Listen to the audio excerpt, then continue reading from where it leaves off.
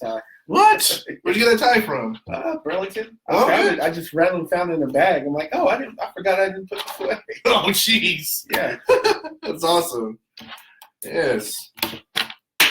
All right. Well, I'm not even in the camera. What's going on there? There you go. Jeez. All right. Perfect.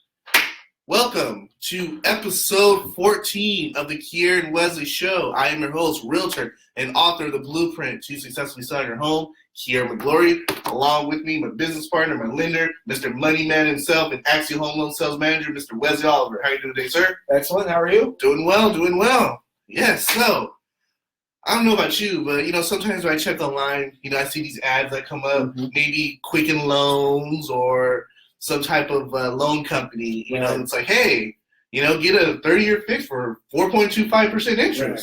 You know what I mean? Or maybe I will, maybe like on television, you'll see like Rocket Mortgage or any of these other companies and say, hey, apply now, get 4.5% interest. Right.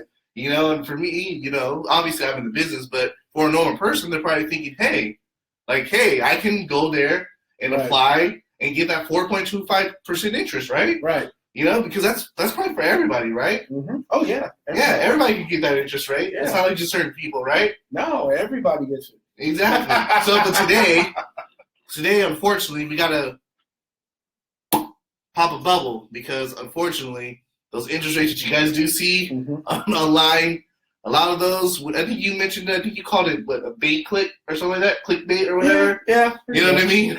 Just to kind of get you interested, so then you click on it, all of a sudden, they ask you for your information, all of a sudden they have your information, all of a sudden they're contacting you and so forth. Right. But today what we want to talk about is what factors affect your mortgage interest rate. Yeah. And I'm going to turn it over to Wes, and he's going to discuss what factors actually contribute to your mortgage interest rate. Right. And this is always a great conversation to have because anytime I'm out and about, someone asks me what I do, and I mention that I'm a mortgage banker. They always say, okay, what are the rates right now? Right? Good question, but it's a little like walking onto a car dealership and saying, how much is it for a car? I like the analogy. Yes. Because everyone's situation is going to be unique. Whether you're buying or refinancing, it's going to be unique. So, secondly, one thing to keep in mind when we talk about interest rates, let me just simplify for you what an interest rate is. And everything I say after this is going to make a lot more sense to you. So an interest rate is basically a representation of the cost of money. That's what it is, the cost to borrow money. That's what the interest rate is. How much is it going to cost me to borrow this money, right? So then secondly, once we understand that, then the next thing you need to understand is this. And this will all make much more sense to you when you look at rates and you understand those things. Just understanding this. If some part of your equation makes you a higher risk, it's going to have an impact on your interest rate, usually a negative impact. Most people think that the only factor involved in whether or which your interest rate is just your credit score. So people say, oh, I got a great credit score. I know, I'm going to get a great rate. Yeah, I hear that all the time. Right. And that is a factor, and it's an important factor, but you also have these things, especially when we're talking about Fannie and Freddie, that are called loan level price adjustments, right? And what that is, it's an upward adjustment or some type of adjustment to the price and eventually the rate based on a risk factor. So there's a lot of them with every equation, and that's why everybody's situation is different. So here's some basic ones. We start with your credit score. Usually, for most lenders, if you have a credit score of 740, that's pretty much considered perfect credit in our world. Okay. And the reason I say that is because that is the point in which on the vast majority of loan products, you're going to get the best rate available afforded to you based on that credit score, right? So then what you have before that, you have a basically different price point / interest rate based on your credit score, and it usually goes in increments of 20. So if your credit score is, say, 720 to 739, that can have an impact on the rate. Or if your credit score is, say, 700 to 719, that's going to have an impact on the rate, and so on and so forth. Usually in increments of 20. That's the cutoffs. Oh, okay. Right? That's good So to know. if your credit score is a 699, then getting that score to a 700, you might see some improvement on the pricing or the rate. Okay. Right? So that's number one. That's the one that is most common for people. Then we talk about, excuse me, then we talk about, are you buying a home or are you refinancing a home? That can have an impact on the rate, right? If you are buying a home, how much are you putting down? So what kind of equity are you starting with? That's going to have an impact on the rate. What type of home are you buying? Are you buying something that is a condominium or a standalone single-family residence? Now, which one do you think would have a better rate? The single family. Right. Why? Because we come back to risk. Right. As a investor, if I'm lending you money, I feel better, right? I feel it's less risk if you have a freestanding home where, you know, if your neighbor sets his home on fire, it may not necessarily impact your home. Oh, okay. Right? That's number one.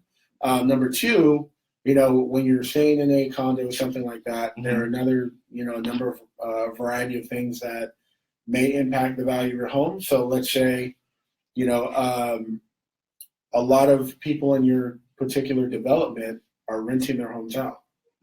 Right? Right. Matter of fact, that's an important factor on whether or not a condominium complex is going to be FHA approved or not. Yes. So if you have a bunch of renters, well, what do we know about renters? They're usually transient. So a lot of the times they're there for their 1 year, and then if you choose to raise the, you know, the rate, they ditch. They're like, all right, we're going to go find somewhere else. Right. Where we can keep our same payment. So exactly. If that's the case, then you have to worry about, where are those people going to be as concerned with taking care of the common areas, you know, property, things like that. So that's another factor. The type of loan you're using. You know, are you using conventional financing? Are you using FHA, VA, USDA, right? In general, you're going to see a better interest rate on government loans, which are USDA, VA, FHA. What is the loan term? Are you financing for 30 years? Are you financing for 15 years? Are you doing an adjustable rate mortgage? Are you doing a fixed rate mortgage? So if someone's going to do a 30-year fixed, person A is going to do a 30-year fixed, and person B is going to do a 15-year fixed, who do you think is going to get the better rate? Well, the 15-year. Exactly. Why? Because it's a lower risk for me if you're going to pay me back faster. Right, because I'm only lending you the money for 15 years as opposed to 30 years. Right. So you're gonna pay me back a lot sooner. So that's another factor. If you're doing a refinance, are you simply doing a rate and term? So you're just trying to improve the rate that you already have, which means you're going to save money, which means you're going to make it easier for you to make your payments every month? Or are you doing a cash out refinance where you're adding to the balance, increasing your payment, making it harder for you to make payments technically, right? Now, the cash out, that's usually when people are, well, I mean, it's in the title. They're actually just taking money, correct? Right. So you're basically just using the equity in your home to finance a higher loan amount, and you're getting the money from that higher loan amount. Okay. Right. That's what it is. So someone who is cashing out is typically going to have a higher rate than someone who's doing the rate and term. Because one is making you a lower risk because you're lowering your payment. Right. One is making you a higher risk because you're increasing your payment. Correct. So you have that. We talked about the equity or the loan to value, and that is important on a refinance as well. Am I refinancing someone that has 50% equity in their property, or am I refinancing someone who only has 10%? Right? And the more equity you have in the property, the less risk you are to me, because if for some reason you default on the property, I know I have plenty of equity to spare to be able to go ahead and foreclose, resell it, pay off my loan, and then sell it at a profit even. You know, so that's going to be a factor. You know, the county you're purchasing in, that could be a factor. The occupancy. Are you going to be living in the home yourself? Mm-hmm. Is this going to be a second home for you, or is it going to be an investment property? If you're going to be living in the home yourself, I'm typically going to give you a better rate than if you're buying a second home or if you're buying an investment property. Mm-hmm. Why? Because if you're buying a home for yourself to live in, Right.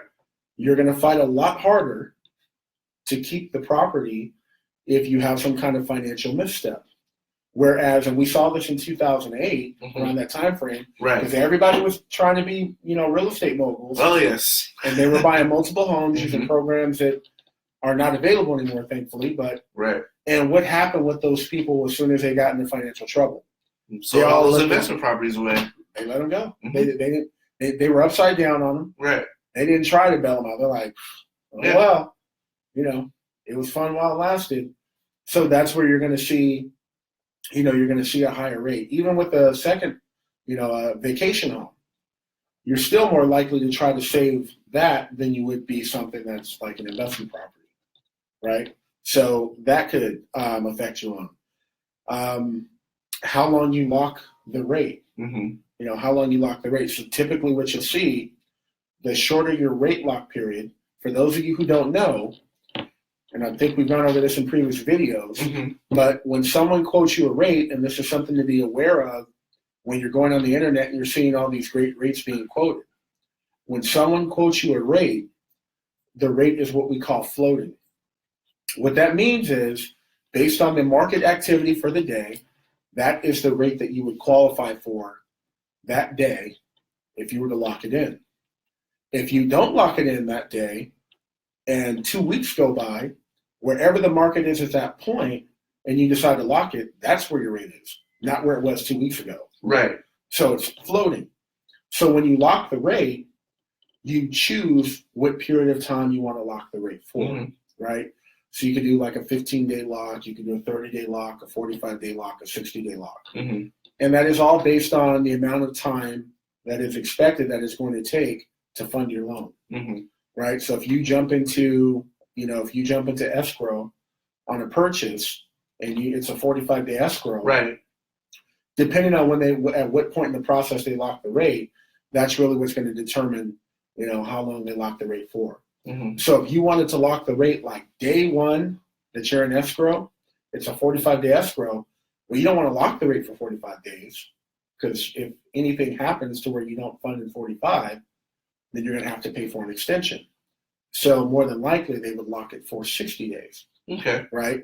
But if you start a 45-day escrow and you've gotten 2 weeks into the process, you've already, you've gotten an approval, then they might only lock it for 30 days because that should be all you need at that point. And with most lenders, for you to do a 15-day lock, you will already have had to have a conditional approval from the underwriting department. So the rate the length of time, the longer the length of time, the higher you're going to pay, because of the rate lock period. Right. Because if I'm locking, basically what the lender is doing, they're paying a fee to the investor to lock that rate for that period of time. And for an investor, I'm losing money if the rates are here today and 2 weeks from now they're up here. Right. But to keep you down here, I'm losing money, so I'm going to charge for that. Right, for sure. How that works. That's the thought process. So you have that. Of course, we talked about the credit score, the number of units. So if you're financing a property that has 4 units, that could have an impact, right? As opposed to financing a property that just has 1 unit. So your debt to income ratio, whether or not you have mortgage insurance. If you do have mortgage insurance, whether or not you're doing borrower paid, which means that the borrower or buyer is paying for the mortgage insurance, right? Or if you have lender paid, which means the lender's covering it. So typically, if the lender is covering it, it's not free; it's baked into the rate. Correct. There's no such thing as a free lunch.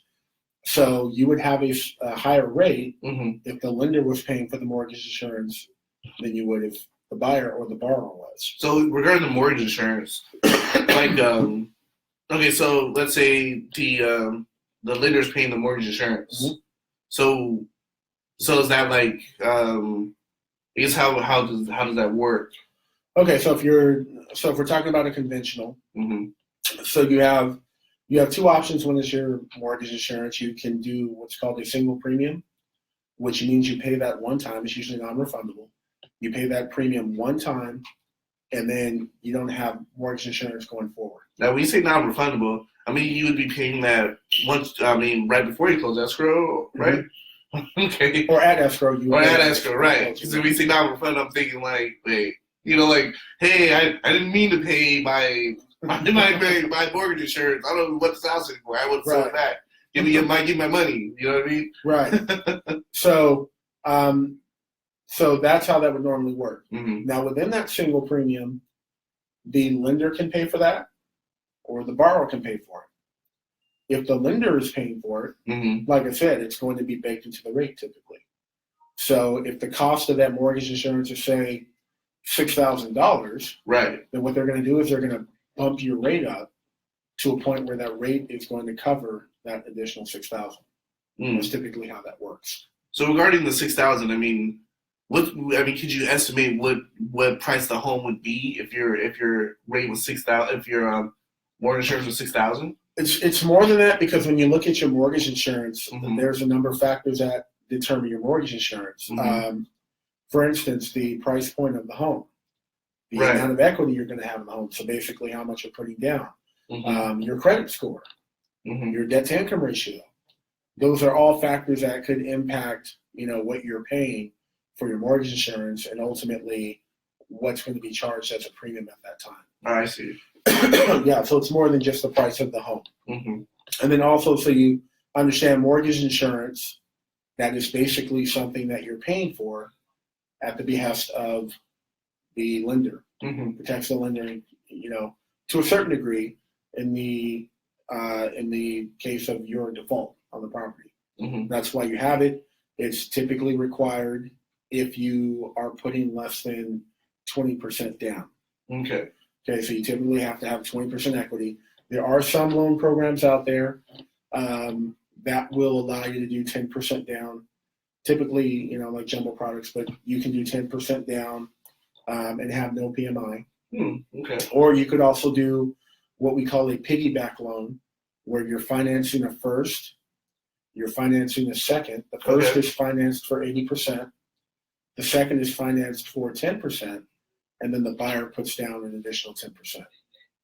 And that avoids the mortgage insurance. Right. Okay. But you are going to have a payment on that second mortgage, but it's usually lower than it would be. The combined payments are lower than it would be if you had the PMI. So I mean, you would be paying both of those at the same time? Yep. Okay. Yep, so you have that as well.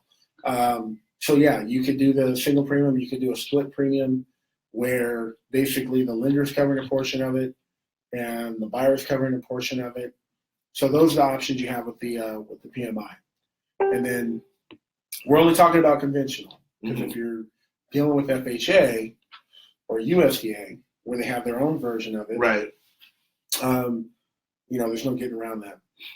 Number one. Yeah. Number two, with the FHA, you also have an upfront mortgage insurance premium, and that one is 1.75% of the purchase amount. Okay. And you're financing that, right? So you could choose to do something where you're covering that 1.75%. You're financing that into the loan as well, or the lender is covering it. So when you do that, that raises your mortgage payment. Right. Okay.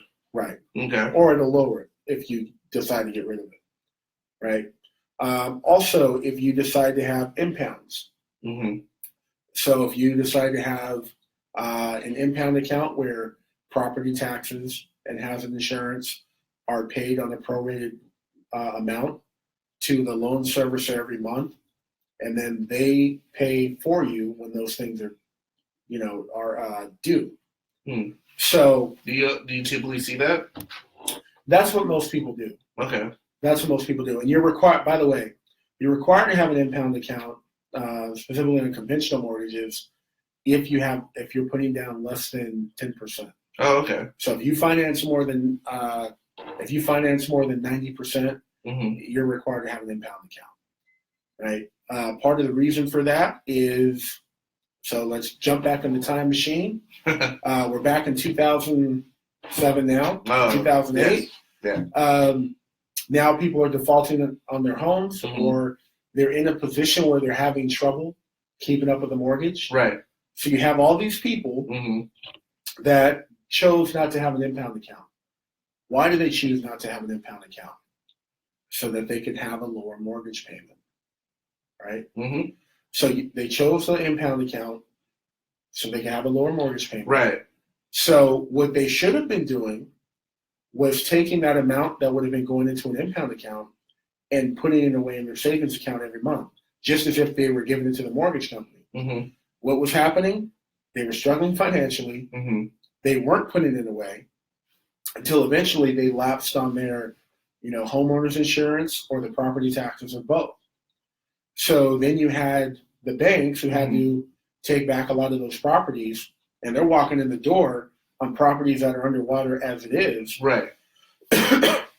And they're already in the negative just coming in, because first thing they have to do is get the property taxes back up to being current. Right? Yes. Same thing with the hazard insurance. And by the way, the other thing with the hazard insurance is if you don't keep up on that payment, and God forbid the house catches on fire, right? Now your investor is going to have to pay the cost to rebuild that property. I see. Right. So those are very important things. And now, unfortunately, when people don't have an impound account and money gets tight, those are two of the first things you stop paying. Oh man. Right. Along with, if you want to talk about people who live in condos and townhomes, for the same reason, a lot of people stop paying their HOA dues at that time. Oh wow. Yeah. Well, I mean, if you don't pay your HOA dues, they can foreclose on your property, right? They can, but it takes a long time to get to that point, and they have, there's a lot of steps to go through. So obviously, they're going to try to recoup the money. Right. That's first and foremost. So there's a lot to get through. So yeah, because I remember I had one do that a couple years ago, in LCC in Anaheim Hills, that condo community. Yeah, I mean in the town community, they actually had one of those that actually went through foreclosure, and they were behind on their HOA payments. Right. And they went through the process and everything like that. It was crazy. And then some investor ended up buying it. Bought it. Over $100,000 less than, over $100,000, less than what the home's worth. So the investor ended up making some good profit off of that foreclosure. And the house wasn't in too bad of a shape. It's just, like you said, it's just the HOA person. The person was behind a little over a year of HOA payments. So, yeah, because typically what's going to happen is you're going to get a communication from their attorney. Right. Once they file on you, and then, they're going to give you a little bit of time to try to figure it out. Yeah. Not much time. Right. So, again, those are some of the things that people stop paying when they, get in trouble. So, I recommend, if you're very good at budgeting yourself, then the impound account is fine. Or not having an impound account, let me say. Right. But otherwise, so you understand, it's basically it's a savings account that is maintained for your benefit. So the money is dispersed there, and like I said, they take the money out to pay your property taxes and your homeowner's insurance. And then also, there's only so much that they can keep. There's a limit to how much they can keep as a surplus in your particular account. So what'll happen is, at the end of the year, they'll basically do an assessment of the account. Right. And if there's an overage beyond that surplus, they'll send you a check. You get a check amount. I get that call all the time. Hey, my loan servicer sent me a check. Is this real? Can I spend it, or are they going to ask me to pay it back? No, it's your surplus, the overage on your, impound account. Go ahead. Well, it's good. At least they give you a call. You know what I mean? Yeah. Man, just spending it all of a sudden, it's like, Wes, I also got a bill too right after I spent it. Yeah, so that's something that can, have an impact on the rate, obviously. It used to be, you don't see this as often, but it used to be, depending on whether you used Fannie Mae or Freddie Mac, or whether you were underwriting to their guidelines, so whether you're using loan prospector or desktop underwriter, Mm-hmm. you would see that Fannie and Freddie would have, Fannie and Freddie products would sometimes have different rates Hmm. for the same, thing. Yeah. That's mostly gone now. Mm-hmm. They're basically trying to mirror each other. Right. So you don't see that as often now, but Mm-hmm. that used to be a part of it. If you had cash reserves, how much you had in cash reserves, things like that. Like I said, overall, Yeah. just simplify it. Mm-hmm. If it's something that makes you a higher risk to an investor, Right. you're going to see that reflected some type of way within the rate. That's how that works. And then just to clarify, I talked about how you can kind of cover, your private mortgage insurance Mm-hmm. with, the pricing of the rate. I guess I should have kind of talked about this as well. So typically what happens is we try to price your rate out Mm-hmm. at par. So we have a pricing engine, Right. and we put in all the factors on your loan. Mm-hmm. You hit the submit button, it gathers all the data, provides you with all the products that are available to you based Right. on that information, and it gives you all the different rates. Mm-hmm. So when you click on one of the particular products, it'll always tell you what you qualify for at par. Right. Now I can tell you, and here's what par means. Par means that is the best rate available to you Mm-hmm. with that particular lender, where you're not paying anything for the rate, Right. and you're not getting anything back from the investor for the rate. Right. I will tell you, most of the time, you will not price out exactly at par. Mm-hmm. Most of the time, you're getting some kind of rebate. It could be $20, could be a couple $100, could be $1,000.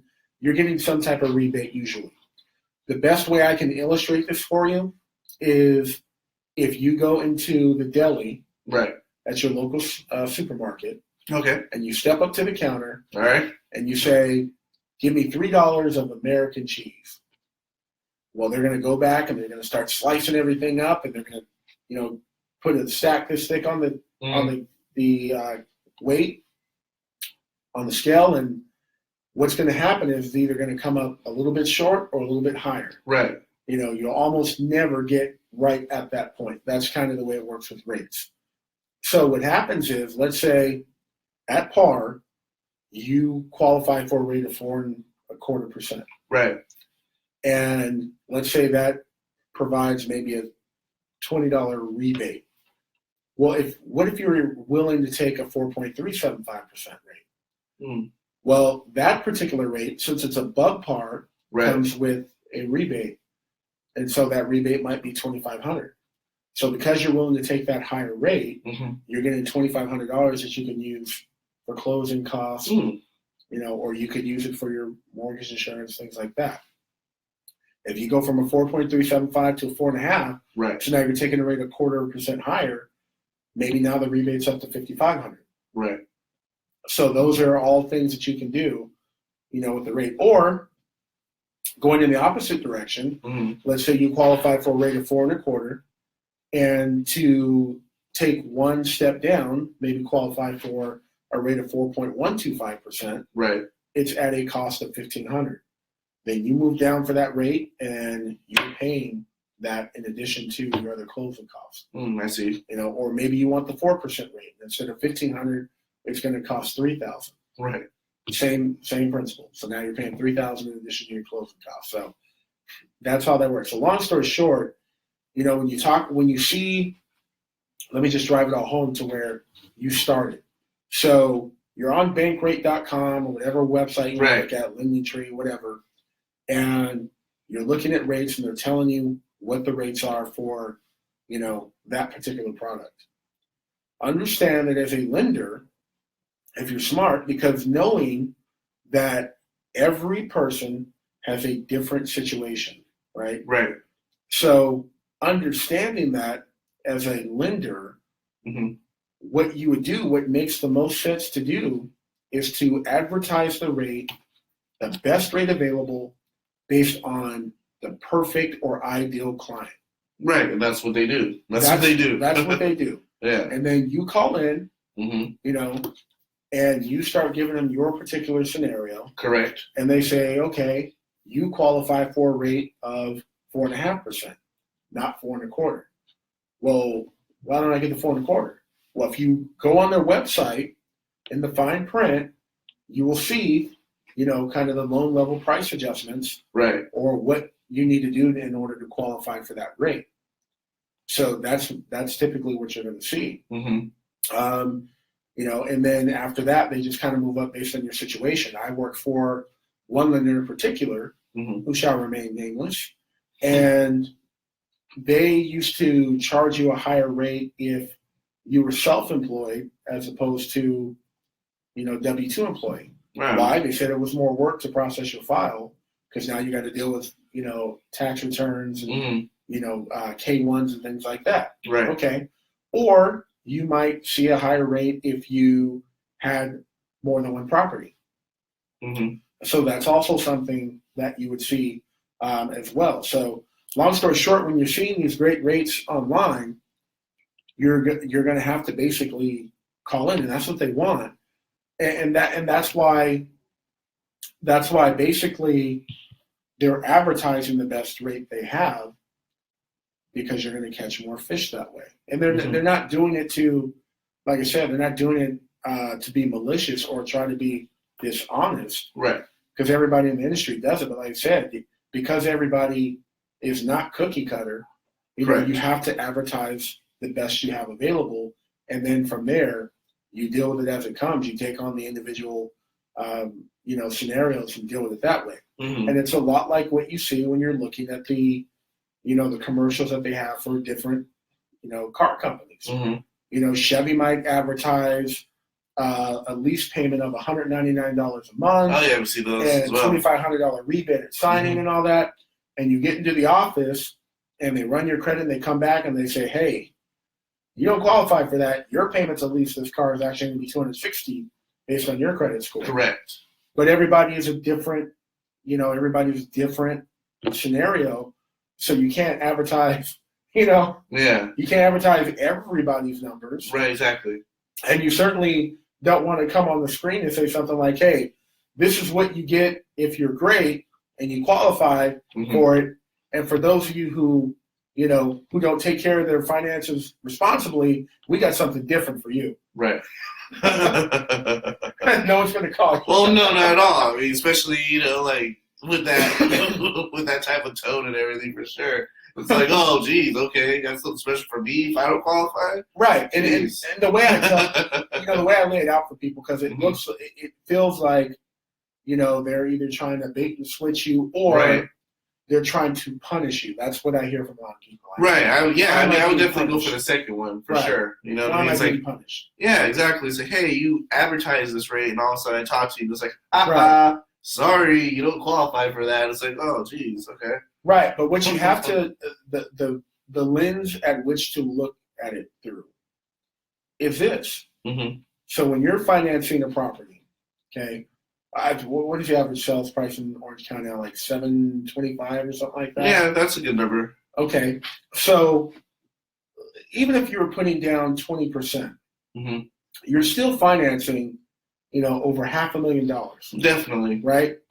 So I just want you guys out there in the audience to consider what it would take for me. You don't know me.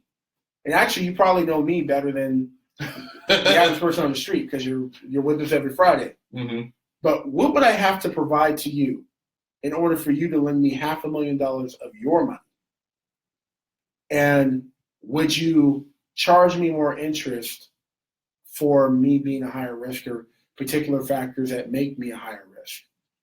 And that's what you're dealing with when you talk about, the lenders and mortgage companies. Correct. That's what you're talking about. You have strangers walking in off the street that you don't know. And yeah, you're collecting all the data you can to get to know them as well as you can. Right. The other day I was at a signing for a client that's closing escrow, and we were all joking about the, taking blood tests and all that. And I'm actually amazed they don't do that yet. Oh, wow. I'm amazed they don't go back and talk to your kindergarten teacher and, your best friend in kindergarten that you borrowed a nickel from to get some candy. And so if you were borrowing that money, or if you had to lend someone that kind of money, because I know some of you guys out there would not lend $500 to a stranger, no matter what they gave you. Like, no, I'm not doing that. So just understand, it's not as a punishment. It's, like I said, you have to find a way to compensate for the risk that you're taking on. So ultimately, that is what you're looking at when we talk about an interest rate. Like I said, it's basically the cost of borrowing money based on your risk factors. That's it. Yeah. It's funny you brought up the blood testing. It's one of the products that my financial planner is going to go over next Friday is a product where you actually have to be medically cleared for it, and blood test is part of it. So, yeah. Well, actually, yeah. I mean, I was watching, I watch House Hunters all the time on HGTV. I was watching House Hunters International one day, and there are parts in Europe, and this was years ago, there are places in Europe where you have to be able to pass a health screening to be able to buy a home. Oh, wow. Yeah. Jeez. Imagine what? You just imagine all the stairs and everything going up and down the stairs. I guess they want to make sure you can physically do that, I guess. Yeah. Well, no, the real reason behind it is this. If I'm financing something for you for the next 30 years. Oh, there you go. I want to know the likelihood that you're going to make it. Yeah, you're going to make it to 30 years for sure. Yeah. Wow. Jeez. Oh, my gosh. Well, I mean, shoot, you couldn't do anything like that in California, in Orange County. You know what I mean? Because like United States, period. Well, yeah, for sure. I mean, just the living wage and the cost of living is just so crazy. You know what I mean? It's like, yeah, you're gonna be like 30. You know what I mean? It's like, hey, we can't lay down to anyone that's over 55 because just to be living 30 plus years to pay this off is a lot. A lot riskier. So. Well, I was just thinking about where if you believe all the reports about where we are as a country as far as health and diet and exercise. No, oh, jeez. Hey, I saw Supersize Me. Oh, man. So, yeah, I'm just thinking that way, like, man, I don't know how many people we'd be able to sell to. Oh, jeez. Yeah, I mean, yeah, your questions be a lot more different, for sure. You know what I mean? Yeah. How many push-ups can you do? How many sit-ups can you do? How often do you go to the gym? What do you like? What do you eat? What's your regular calorie intake? Do you drink soda? You know what I mean? All this kind of stuff. The blood pressure at the first meeting. There you go, man. You know that treadmill machine. You see them with the mask on and stuff. Yeah. Do the heart rate on you and all that. Yeah. Yeah. All right, man. So I gotta. Okay, so you're telling me I gotta drop 10 more pounds and then I can qualify for the slow? Yes. Okay. Hey, man. Hey, your cholesterol's too high, man. Jeez. Or we're gonna have to charge you a higher interest rate because your cholesterol. Oh, dang! There you go, there too, man. Yes, jeez. So I got my lender, I got my nutritionist, and the personal trainer. Yeah. I gotta add those to the network now. Yeah. It'd be part of your pre-approval process. There you go, man. We need you to lose 15 pounds before you get an escrow. Oh, jeez. Oh my gosh. Wow. That'd be pretty crazy. Yeah. Jeez. Yeah. Hey, who knows? We may get there someday, but thankfully we're not there yet. Jeez, definitely. Yeah, you definitely have to change your eating habits for sure. And all these poor fast food places will probably go out of business. Right. Or people just wouldn't buy houses or buy properties. Right. So, yeah. Bottom line is, this is always a great conversation to have because there's every loan officer out there knows what it's like to get that call. Hey, you quoted me a rate of 4.5%, and I was just on bankrate.com, right? And Johnny Lunchmeat Lending, is offering a rate of 4.125%. Okay, awesome. Your credit score is 650 points. You're only putting down 5%. Your debt-to-income ratio is near the max. If you want to call them and see what they can do for you, right. Have at it. Yeah, for sure. But you have to understand that the rate you're looking at, I can match that rate too. If all these factors were in line. But, you get those calls all the time. And like I said, people, sometimes just don't understand, like, hey, they're advertising based on what you would get. And a perfect everything. You're just clean history, clean credit score, great debt-to-income ratio, all this kind of things. Great money you're making, everything like that. Right. And like I said, it works. And you're probably putting down more money as well, too. There's a number of factors, and that's why I said everybody's situation. They're like snowflakes. Yeah, everyone's not the same. Yeah, there's no two that are like typically. Yeah. So, or that are exactly the same. So, yeah, you just got to understand that, whatever you're looking at, that is the best representation of the truth. It's like that with everything. If I advertise as a, housekeeper, right? Well, if you live in a 5,000 square foot mansion, I'm not charging you the rate that's on my flyer. Because when I put the flyer out, I'm thinking like the average size home. Right, exactly. So it's like it takes a long time to actually do, and exactly. Yeah, sure. So it works that way with everything. Yeah. Yep. Yeah. So does anyone have any questions regarding what factors can affect your mortgage interest rate? Okay, we'll see if anything comes up.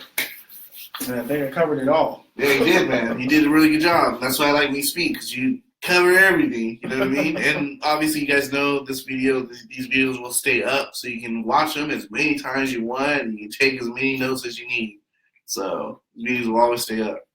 So yeah, I actually met with a financial planner yesterday. It was great. I mean, she went over what she's going to talk about next Friday, do like a presentation, you know what I mean? Like, it's a lot of great information. I'm very excited for all you guys to check it out next Friday. It's definitely going to be, a show you definitely don't want to miss. It's definitely going to open your eyes because, it opened my eyes. Right. You know what I mean? So I'm sure it's going to do the same thing for each and every one of you out there. So make sure to tune in next Friday at noon, as our time is always Friday at noon. So yeah, just make sure you guys tune in. So we'll stay on for a few more minutes to see if you guys have any questions. Yeah. So, yeah. And when people are early on in the process, because usually when you're a home buyer, you're a long ways away when you go through the pre-approval process. You're a long ways away from locking in a rate. Right. So, I try to tell people focus more at that point. Let's focus more on your payment than the interest rate.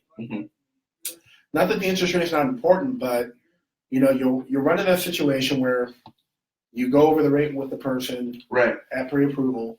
Let's say it takes a couple months before they find something. Yeah. Right. Yeah.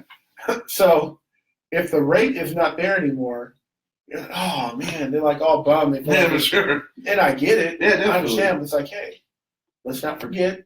You said your maximum payment was going to be, $2,500. That's where you wanted to be. Right. Your rate went up, but you're still at about, $2,480. Right, exactly. So let's kind of focus on that. Don't get discouraged because, rates have gone up. Or, with that being said, as far as getting discouraged about that, here's the other thing too. Right. The impact of a rate on your payment usually is not as great as you think it is. Because I'll have people call me, we're going through the numbers. So what would it be if I went down like a quarter of a percentage point? How much would I save?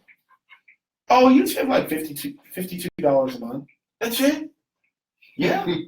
Not a percentage. You know what I mean? Like, when you talk about a percentage, then that can be different. Yeah. Like, talking about a quarter of employee to me. What? Right. And you just got to realize that the lower your loan amount is going to be, the less impact it has when you change, rates. When you go to the rate. Right. If you're financing $2 million and the rate goes down a quarter of a percentage point, that can be significant. Correct. But if we're talking about, $400,000, it's not going to be that significant. You're not going to have that impact that you want. Like, yes, I'm saving $400 a month. Awesome, that's great. Not going to be that. Yeah. It's like less than your cell phone bill, most likely. Yeah, you might cover the Starbucks bill with it. Maybe.